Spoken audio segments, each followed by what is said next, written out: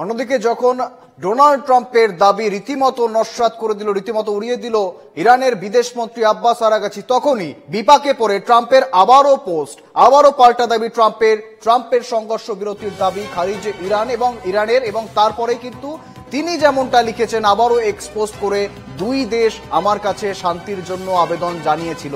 আমি জানতাম এখনই সময় বিশ্ব এবং মধ্যপ্রাচ্যই আসল জয়ী। দুই দেশই ভবিষ্যতে ভালোবাসা, শান্তি, সমৃদ্ধি দেখতে পাবে। তাদের অনেক কিছু পাওয়ার আছে, আবার ধার্মিক ও সত্যের পথ থেকে সরে গেলে হারানোরও আছে। ঈশ্বর এই দুই দেশেরই মঙ্গল করুন।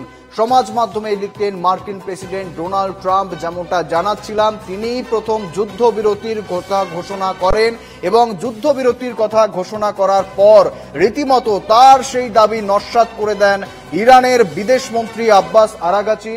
এবং আরাগাচির এই মন্তব্যের পর রীতিমতো প্রশ্নের মুখে পড়ে ডোনাল্ড ট্রাম্পের ভূমিকা। আবারও পাল্টা পোস্ট করেন তিনি।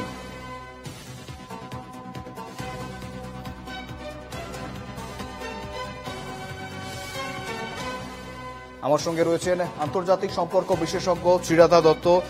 শ্রীরাধা দেবী, এনকেটিভি বাংলার পর্দায় আপনাকে স্বাগত জানাই। আমরা দেখেছিলাম ভারত পাক সংঘর্ষ বিরতির আবহে রীতিমতো ট্রাম্পের যে ভূমিকা ছিল, বর্তমানে ইরান এবং ইসরায়েলের এই যে সংঘর্ষ বিরতি, সেটা নিয়েও কিন্তু কার্যত একই রকমের ভূমিকা ডোনাল্ড ট্রাম্পের।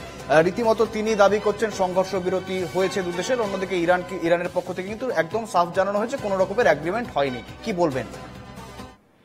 দেখুন, একটা জায়গাতে ছিল যে একটা নেগোসিয়েশন চলছিল, তারপরে আমরা হঠাৎ দেখলাম যে ইউএস এর একটা কি বলবো মানে অ্যাগ্রেসিভ পস্টারিং ছিল টুয়ার্ডস ইরান। তো ওটা একটা মেসেজিং মতন করা হয়েছে। এখন আবার সেটাকে মানে ডিএসকেলেটের একটা জায়গায় নিয়ে গেছিলাম যে এবার আবার কথা বলা যাক, কারণ দুদিক থেকে অন্যরকম আমাদের সিগন্যাল আসছিল। ইরানের ওখান থেকে শুনছিলাম যে হ্যাঁ ওরা কথা বলতে রাজি, কথা এগিয়েছে কিছু, ইউএস বলছিল না ওরা নেগোসিয়েট করছে না।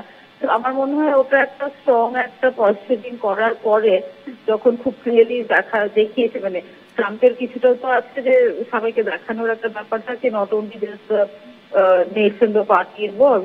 তো এখন বোধহয় সেই জায়গাটাতে এসেছে, এবার ঠিক আছে আবার come to the table again.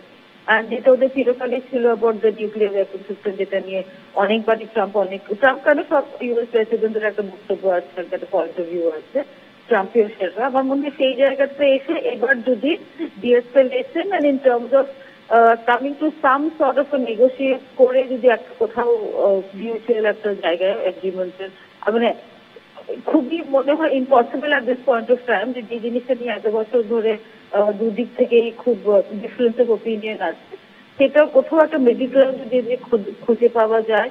আর যে এরকম সব পরিস্থিতি হয়েছে, মানে আমার মনে হয় সব নেশনের থেকে একটা বোধ হয় একটা প্রেশার হয়তো কোনো একটা ওয়েতে ক্রিয়েট হচ্ছিল, যাতে কোথাও ডিএসকেলেশনের খুবই জরুরি দরকার ছিল। শ্রীরাধা দেবী, পাশাপাশি আমরা দেখেছিলাম এই যুদ্ধবিরতির ঘোষণার পর ইরানের তরফ থেকে আরো মিসাইল উড়ে গিয়েছে ইসরায়েল লক্ষ্য করে। তেল আবিব সহ বীরশেবার সেদিকে কিন্তু প্রায় 8 জনের মৃত্যু হয়েছে এমনটা দাবি করেছে ইসরায়েল। এবং বর্তমানে এই আবহ তখন কিন্তু ট্রাম্প আবারও জানাচ্ছেন যে দুই দেশের কাছে তিনি আবেদন করছেন, এখন বর্তমানে যুদ্ধবিরতি চলছে, আপনারা এই যুদ্ধবিরতি চুক্তি লঙ্ঘন করবেন না বা ভাঙবেন না। কি বলবেন? হ্যাঁ, আমরাও ওটা শুনেছি, বাট अगेन আমরা যেটা আপনি যেটা বললেন যে ওরকম ভাবে তো কোনো কনফার্ম কিছু খবর জানি না, বাট এটাও ঘটনা।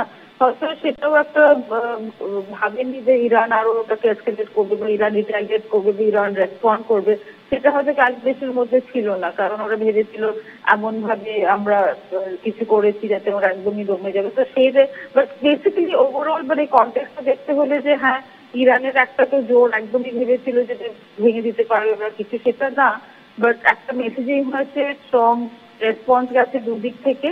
তো এখন মনে হচ্ছে ডিএসকেলেট করে, কারণ দুদিকেই মানে ক্ষতিগ্রস্ত হচ্ছে।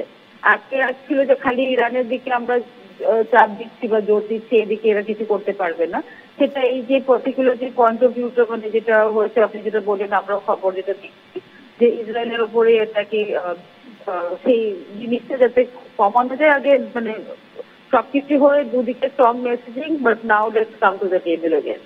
শ্রীরাধা দেবী, এবার শেষ প্রশ্ন। প্রথমত আমরা দেখেছি ভারত পাক সংঘর্ষ বিরতির সময়ও সেক্ষেত্রেও তিনি নিজে থেকে এসে দাবি করলেন যে তিনি থামিয়েছেন সংঘর্ষ বিরতি, তিনিই করিয়েছেন। পাশাপাশি আমরা যদি দুদিন আগের কথা মনে করে দেখি, ডোনাল্ড ট্রাম্প তিনি কিন্তু এক্সপোজ করে তার নোবেল শান্তি পুরস্কার না পাওয়া নিয়ে রীতিমতো এক প্রকার আক্ষেপ করেছেন এবং তিনি এটাও উল্লেখ করেছেন একাধিক দেশের যুদ্ধ তিনি থামিয়েছেন, সেখানেও আবার ইন্ডিয়া পাকিস্তানের এই সংঘর্ষ বিরতির কথা উল্লেখ ছিল এবং বর্তমানে আবারও তিনি সেই একই কথা ইরান এবং ইসরায়েলের এই সংঘর্ষ বিরতি নিয়ে। ঠিক কি কারণে ডোনাল্ড ট্রাম্পের এই লাগাতার দাবি? তাহলে কি বিশ্ব শান্তি নোবেল শান্তি পুরস্কার পাওয়ার জন্য নিজেকে যোগ্য দাবিদার করে তোলার জন্য কোনো ব্যাপার রয়েছে এরকম? ওটা তো নিশ্চয়ই আছে না, মানে সব মানে কংগ্রেস, সেনেট, প্রেসিডেন্টের একটা পার্সোনালিটির ব্যাপার থাকে। তো এখানে আমরা বারবার দেখেছি এই টার্মে, আগের টার্মেও, ইভেন যখন উনি ছিলেন, যে ওনার একটা পুরো জিনিসটাই, মানে আমরা নর্মালি যেটা দেখি যে একটা কোনো লিডার তার মানে সাপোর্ট সিস্টেমের সাথে চলে, এখানে উনি বারবার নিজের একটা পজিশন বার করে মানে রাখেন। And ওনার সবসময় নিজের পুরোটাই it's all about him, not about the Congress, not about anything else. তো সেই কারণে আপনি যেটা বলছেন সেরকমই একটা মানে ওটাও শোনা যাচ্ছে, বাট উনি সবসময় চাইছেন যে উনি সবকিছুর একটা রেজলিউশন এনে দিয়েছে, উনি সবকিছু ওনার হাতে, ওনার ক্ষমতা, উনি কতটা সবকিছুর উপর ইনফ্লুয়েন্স রাখছেন, সবাই কিরকম ওনার কথায় চলেন, সেই একটা ব্যাপার ওনার তো পার্সোনালিটির মধ্যে আছেই সবসময়। So Nobel Peace Prize is one of that, but also that আমি কতটা পারি বা কতটা আমার জোর দেখে ওরকম। একেবারে ধন্যবাদ শ্রীরাধা দেবী। কথা বলছিলাম, সঙ্গে ছিলেন আন্তর্জাতিক সম্পর্ক বিশেষজ্ঞ, যেমনটা জানাচ্ছেন তিনি, অর্থাৎ এই যে জল্পনা রয়েছে সেই জল্পনা কিন্তু রীতিমতো উড়িয়ে দেওয়ার মতো নয়। পাশাপাশি যেমনটা জানাচ্ছিলাম, রীতিমতো বিপাকে পড়ে ট্রাম্পের কিন্তু পাল্টা দাবি সংঘর্ষ বিরতির জন্য দুই দেশ তার কাছে এসেছিল এবং অন্যদিকে আবারও এই ঘটনার মধ্যে যখন এই সংঘর্ষ বিরতি নিয়ে আলোচনা হচ্ছে সেই আবহের মধ্যে কিন্তু ইরানের তরফ থেকেও একাধিক আক্রমণ আসে ইসরায়েলের দিকে এবং তা নিয়ে রীতিমতো শুরু হয় আবারও জল্পনা। একাধিক অভিযোগ করে ইসরায়েল। বর্তমানে ডোনাল্ড ট্রাম্প তিনি আবারও আবেদন করেছেন দুই দেশের কাছে যাতে সংঘর্ষ বিরতি চলছে এবং দুই দেশকেই সংযত থাকার বার্তা ডোনাল্ড ট্রাম্পের।